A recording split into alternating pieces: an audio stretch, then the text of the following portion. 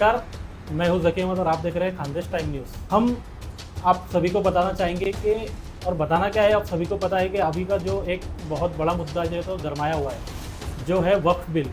वक्फ bill को लेकर बहुत पूरे देश भर के अंदर आंदोलन, प्रोटेस्ट और अलग अलग तरीक़ों के उपोषण वगैरह चल रहे हैं, रैलियाँ निकल रही है। क्या ये वक्फ बिल सच में मुस्लिम के खिलाफ़ है? मतलब वक्फ बिल की सुधारना 2025 में ही क्यों आई?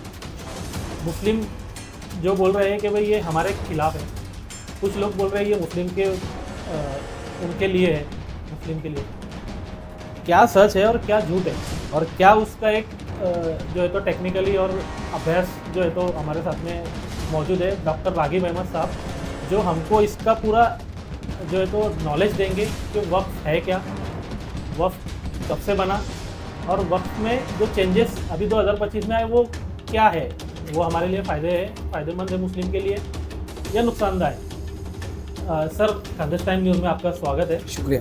और हम आपसे एक सवाल करेंगे कि वक्फ बिल को लेकर पूरे देश भर के अंदर बहुत अलग अलग तरीक़ों से जो है तो प्रोटेस्ट चल रहा है, और सब अपनी अपनी जगह से उसको मतलब एक तरीके से ठुकरा रहे हैं कि भाई ये हमारे लिए नहीं है, हमारे इसमें नहीं है, ये मुस्लिम के खिलाफ है। तो सर, मैं आपसे पहला तो एक सवाल करना चाहूँगा कि बहुत सारे लोगों को, हमारे दर्शकों को भी और बहुत सारे लोगों को पता नहीं है कि वक्फ क्या है। तो पहले से मैं आपसे कहूँगा कि सर वक्फ के बारे में बता दीजिए कि वक्फ है क्या? वक्फ यह एक इस्लामी सिस्टम है जहां व्यक्ति अपनी चल और अचल संपत्ति यह अल्लाह की राह में दान देता है, जिसका फ़ायदा समाज के कल्याण और धर्म के कल्याण के लिए उसका इस्तेमाल होता है। इसका इतिहास में अगर आप देखें तो उस्मान गनी रज़ियल्लाहु अन्हु ने, जो हमारे तीसरे खलीफा थे, उस वक्त में कुआं वक्फ किया था। उस वक्त में अपनी खेत, कुआं या जायदाद राजा, महाराजा या जो बड़े लोग होते थे, वो अपनी प्रॉपर्टी को मुसलमानों द्वारा मुसलमानों के हित में खर्च करने के लिए, कल्याण के लिए खर्च करने के लिए दी गई चल या अचल संपत्ति को वक्फ कहा जाता है। मतलब एक शॉर्टकट में मैं कहूँ तो वक्फ मतलब एक डोनेट करना, वो खुदा की राह में, लेकिन वो प्रॉपर्टी फिर उस दिन से खुदा की हो जाती है, उस पर कोई भी अपना मालिक हक नहीं रख सकता। अच्छा, बहुत अच्छे तरीके से आपने समझाया कि वो वक्फ है क्या। ये बहुत सारे लोगों को, हमारे दर्शकों को भी पता नहीं कि वक्फ है क्या। सर, दूसरा सवाल ये करना चाहूँगा कि ये वक्फ जो बिल है, इसकी स्थापना कब से हुई है, कब से वजूद में आया है? देखिए, भारत में 12वीं शताब्दी में जो मुगल सल्तनत थी, जो राजा महाराजा थे, वो पूरी प्रॉपर्टी एक गांव या अपने बड़ी बड़ी इलाके, दरगाहों को, मस्जिदों को, मदरसों को लोगों के कल्याण के लिए दान देते थे, और यह भारत में उसकी शुरुआत हुई 12वीं शताब्दी में। उसके बाद जब यहाँ अंग्रेजों का शासन हुआ, तब 1913 में पहली बार मुसलमान वक्फ वैधता अधिनियम लाया गया, जिसके तहत भारत की जितनी वक्फ प्रॉपर्टी थी, जो उस वक्त राजा महाराजाओं ने दी थी, उसको पंजीकृत करा गया, और यह माना गया कि यह परोपकारी संस्था, यह मुसलमानों के कल्याणकारी संस्था है। ऐसा 1913 में अंग्रेज सरकार ने माना। उसके बाद 1923 में उसको प्रॉपरली रजिस्टर्ड करने का काम सरकार ने, अंग्रेजों ने किया। 1923 में जितनी प्रॉपर्टी थी उनको ऑथेंटिकेट करने का काम 1923 में अंग्रेज सरकार ने किया। उसके बाद 1939 में वक्फ संपत्तियों को हस्तांतरण और प्रतिबंध को लेकर भी एक कानून लाया गया, जिसे हैदराबाद अमेंडमेंट रेगुलेशन एक्ट 1939 कहा गया। जब भारत आज़ाद हुआ, अब आप समझ लीजिए कि किसी ने भी कहा ये मेरी संपत्ति, एक जो ये किया जा रहा है, एक एलिगेशन लगाया जा रहा है कि भाई अगर मैं बोलूँ कि ये ज़मीन वक्फ की है तो वक्फ का हो जाती है, ऐसा नहीं है। 1954 में पहली बार जब भारत आज़ाद हुआ, उसके बाद वक्फ अधिनियम 1954 लाया गया, जिसके तहत वक्फ बोर्ड की स्थापना की गई। संवैधानिक अधिकारों को लेकर 1954 में पहली बार वक्फ बोर्ड बनाया गया, और उसका प्रबंधन, उसका पंजीकरण, यह तमाम उस एक्ट के तहत किया जाने लगा। उसके बाद 1995 में वक्फ अधिनियम लाया गया, जिसमें केंद्रीय वक्फ परिषद, सेंट्रल वक्फ बोर्ड का गठन किया गया। संपत्ति का रजिस्ट्रेशन अनिवार्य किया गया। मतलब आज मैं बोलूं कि ये संपत्ति वक्फ की और हो जाएगी, ऐसा नहीं। 1995 में एक्ट लाया गया, हाँ, उसमें रजिस्ट्रेशन कंपलसरी है, और बोर्ड जो था उसको न्यायिक शक्तियां दिया गई, वो इंक्वायरी कर सकता है, वो उसमें रिपोर्ट दे सकता है। यह अधिकार कानूनन वक्फ बोर्ड को दिया गया। और पारदर्शिता लाने के लिए भी इसमें प्रावधान किए गए। फिर 2013 में एक बार फिर वक्फ संशोधन लाया गया, जिसके तहत ऑनलाइन रिकॉर्ड और संपत्ति की सुरक्षा और उसके एलिगेशन को निपटारे के लिए बहुत सारे सुधार लाए गए। तो ये अगर आप देखेंगे तो ये एक प्रोसेस रही जो संवैधानिक प्रोसेस अब तक होती रही। ये इसका इतिहास है वक्फ कायदे का, वक्फ एक्ट का। ये ठीक है, 2013 तक आपने हमको बताया कि भाई इस तरीके से वक्फ का जो है तो कहाँ से शुरुआत हुई और कहाँ तक वो चला है। लेकिन 2025 में उसके अंदर जो बदलाव आया है, जो बदलाव करना चाहती है अभी सरकार, तो उनका कहना है मोदी सरकार का कि भाई ये मुस्लिमों के हित में है जो हमने ये कायदा अभी सुधारना किया है। तो क्या ये सच में मुस्लिम के हित में है या उनको नुकसानदायक है, और किस तरीके से उनको अगर फ़ायदा भी है तो कौन सा फ़ायदा है, और नुकसान है तो क्या नुकसान है?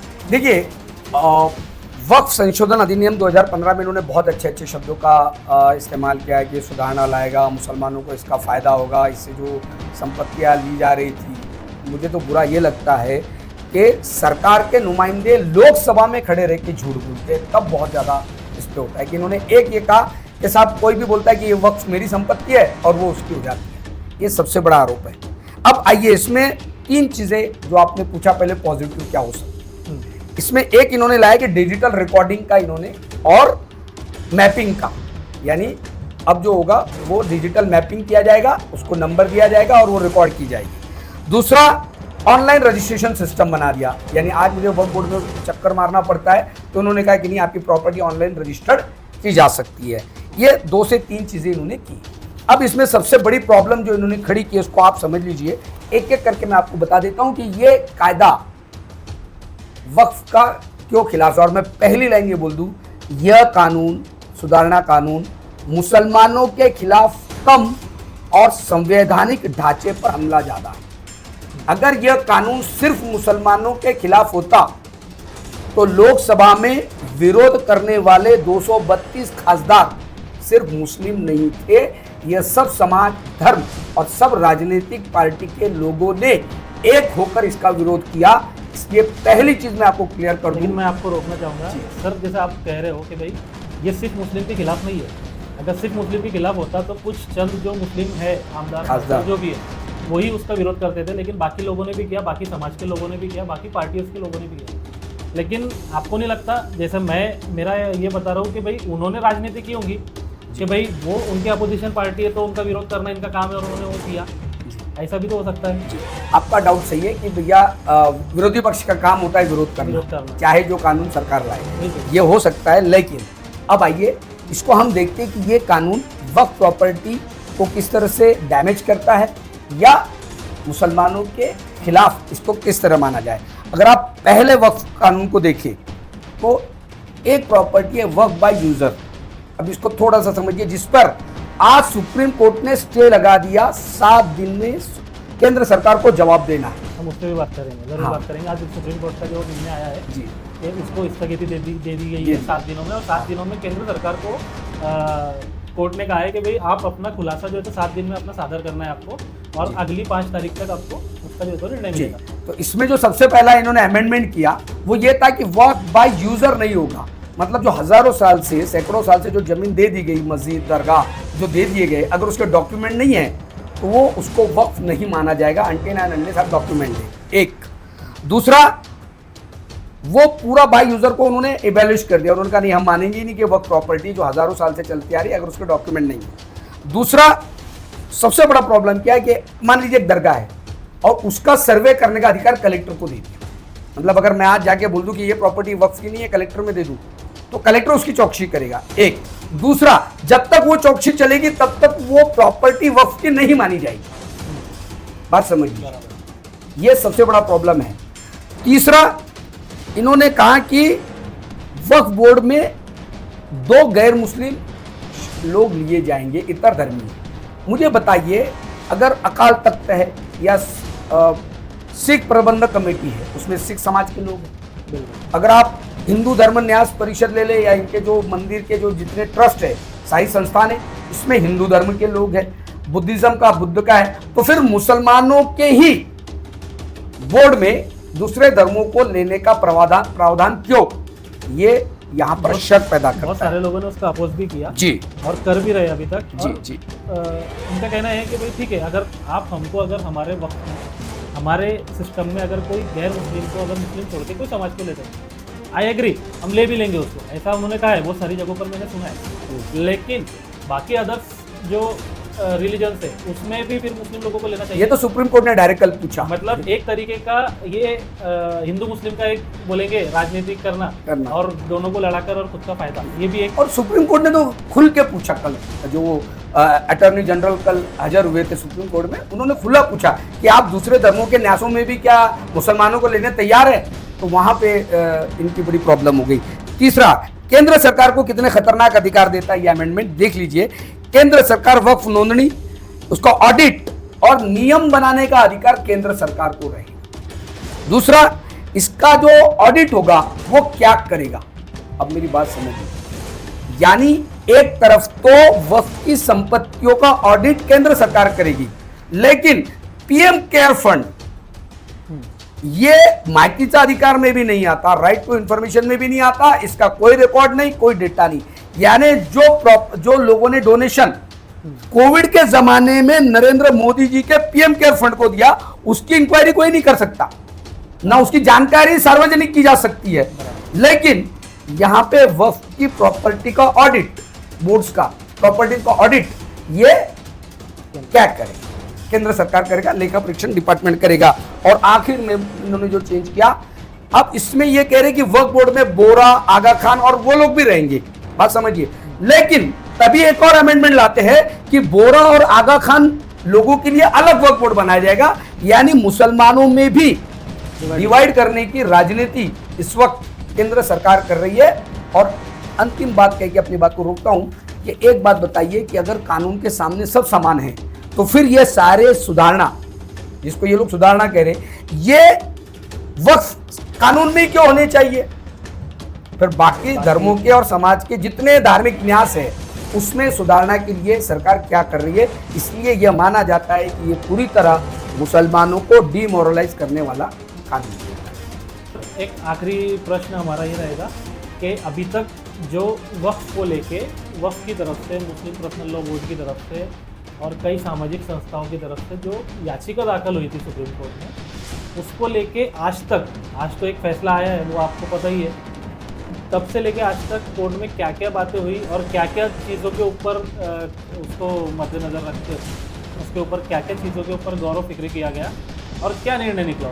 ठीक है, सबसे पहले तो लोकसभा में जब बिल इन्होंने लाया तो इनकी संख्या कम थी, इनको ये पता था ये पास नहीं होगा मेजोरिटी में, तो इन्होंने जेपीसी बनाई। जेपीसी एक बहुत बड़ा नाटक किया, ज्वाइंट पार्लियामेंट्री कमेटी, जिसमें सभी दलों के विधायक थे। जहाँ पे इन्होंने कई विधायकों को, जो खासदार थे, इनको सस्पेंड किया। इसके बाद इनके खिलाफ जाकर वो जेपीसी का रिपोर्ट दिया, लोकसभा में पास किया, राज्यसभा में पास किया और राष्ट्रपति जी के साइन से ये कानून बन गया।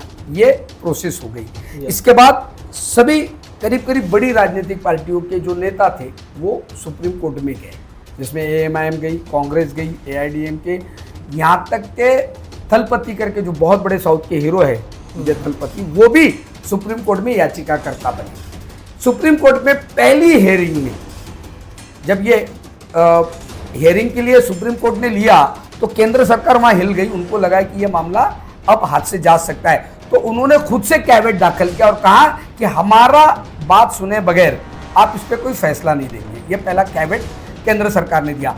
इसके बाद वो कैवेट दाखिल होने के बाद केंद्र सरकार को नोटिस गई और कल जो पहली हेयरिंग हुई, आप यकीन करिए 3 सवाल जो पहले मेन सरकार केंद्र सरकार ने पूछे, वहीं पर केंद्र सरकार की पोल खुलने लगी। उन्होंने पूछा, क्या अगर आप वक्फ बोर्ड के अंदर गैर मुस्लिमों को जगह देना चाहते हैं तो क्या दिगर धार्मिक संस्थाओं में भी मुसलमानों को जगह देंगे? कोर्ट ने सवाल पूछा, सीधा सवाल पूछा। और दूसरा ये कहा कि अगर इंक्वायरी करने का अधिकार कलेक्टर को है, अगर आप देना चाहते हैं तो हम क्या कर रहे हैं, फिर हमारे अधिकार आप क्यों छीनना चाहते हैं? मतलब अभी तक इस पर इंक्वायरी करने का अधिकार हाईकोर्ट या सुप्रीम कोर्ट को था, लेकिन उन्होंने वो निकालकर सीधे कलेक्टर को प्राथमिक अधिकार दे दिए थे। दूसरी बात, आज जब कोर्ट में ये हेयरिंग हुई तो आपको मैं बता दूं, 2 बड़े फैसले जो सुप्रीम कोर्ट ने लिए जो मेन बड़े ऑब्जेक्शन मुसलमानों के थे या याचिकाकर्ताओं के थे, एक तो इसमें कोई भी पहली संपत्तियों के ऊपर जो बाय डीड और बाय यूजर में जो बता रहा था आपको, जो पहले से इस्तेमाल करते आ रही है, इसमें कोई हस्तक्षेप नहीं होगा, इसमें कोई भी चैलेंज नहीं होगा, एक। और दूसरा जो कहा कि कोई वक्फ काउंसिल इसमें नियुक्त नहीं होगा और जैसे थे स्थिति रख दी जाएगी। मेरा आखिरी सवाल जो लोग इसके समर्थन में है वक्फ अमेंडमेंट बिल, उनको यह है, अगर सरकार ने इतना फुल प्रूफ कानून बनाया था और अगर यह ताकत की जोर पे पास नहीं किया था तो 7 दिन का वक्त क्यों मांगा? ये तो जवाब दे देते।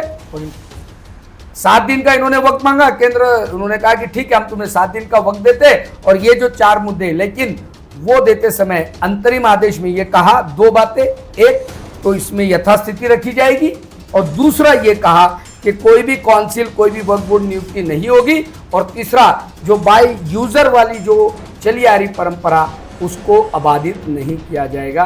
ये आज तक का है, और जैसे आपने कहा 5 मई को इस पर सुनवाई है। और तीसरा ये कहा कि इतने सारी पिटीशंस पे हम बात नहीं कर सकते, आप कोई तो भी 5 लोग इसमें याचिकाकर्ता बने, बाकी हम को एप्लीकेंट मानेंगे और कुछ मुद्दों पर ही हम यहाँ पर फैसला सुनाएंगे। इस तरह का फैसला सुप्रीम कोर्ट ने है, जो बहुत ही जिससे हम कहें कि आशाजनक फैसला हम इसको सुप्रीम कोर्ट से मानते हैं। बहुत बहुत शुक्रिया सर, आपने हमको बहुत अच्छी और बहुत अच्छे तरीके से पूरी जानकारी दी।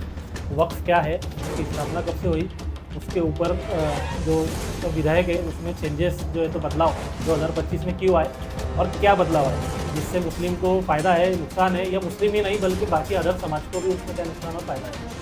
बहुत अच्छा आपने हमको सर जानकारी दी, उसके लिए बहुत बहुत शुक्रिया। और मैं आपको एक बात बताना चाहूँगा, आज ही सुप्रीम कोर्ट का जो है तो एक निर्णय जो है तो सामने आया वक्फ को लेके, जो बहुत बड़ा निर्णय है, जिसकी वजह से मुस्लिम में थोड़ी ही क्या ना हो, एक खुशी का माहौल है कि भाई उसको स्थगिति दी गई। जो विधायक है उसको अभी तक पारित, मतलब कोर्ट की तरफ से तो उसके ऊपर स्टे आ गया है 7 तारीख से 7 दिनों के लिए, और 7 दिनों के भीतर केंद्र सरकार को अपना जो है तो खुलासा सादर करने का कोर्ट ने कहा है, सुप्रीम कोर्ट ने। अब देखना ये दिलचस्प होगा कि आने वाली 5 तारीख को फिर से एक हेयरिंग होगी और उसमें क्या निर्णय होगा और ये सुप्रीम कोर्ट अब किसके इसमें इसको तो फैसला देगा। देखते रहिए खानदेश टाइम न्यूज़। हमारे चैनल को लाइक, शेयर और सब्सक्राइब जरूर कीजिए।